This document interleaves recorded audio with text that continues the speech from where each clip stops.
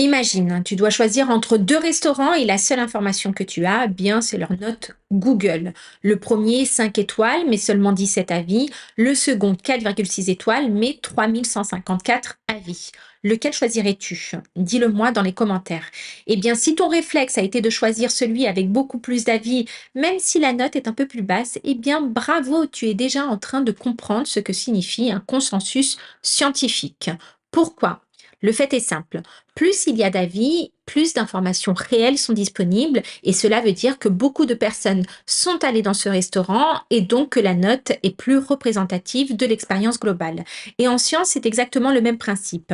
Quand la majorité des spécialistes d'un domaine s'accordent sur un sujet, cela signifie qu'un grand nombre de chercheurs ont analysé les données, ont revu, testé, reproduit les résultats. Et on parle de consensus scientifique, c'est-à-dire la position qui est généralement acceptée à un moment donné par la majorité des scientifiques d'un champ d'études.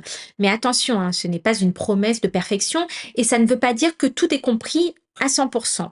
On reprend l'analogie, le restaurant avec 5 étoiles mais 17 avis, c'est l'équivalent d'une affirmation isolée, peut être séduisante mais peu appuyée par un grand nombre de données.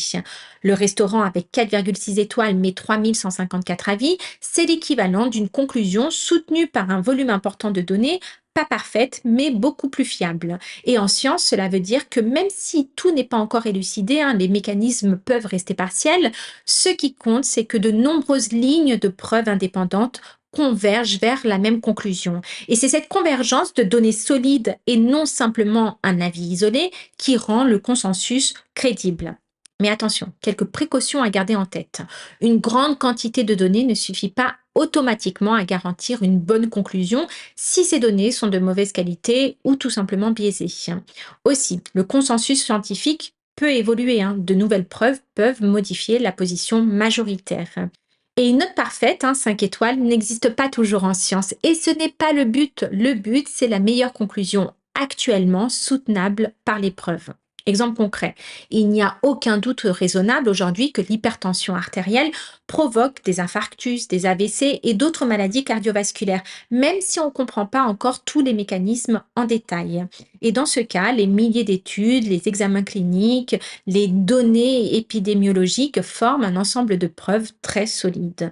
Donc, lorsque dans une discussion, tu entends quelqu'un affirmer quelque chose qui va à l'encontre de ce que la majorité des scientifiques spécialisés soutiennent ou qui contredit des faits de base, hein, enseignés dans les manuels, eh bien, rappelle-toi, cette personne, c'est un peu comme le restaurant 5 étoiles avec 17 avis.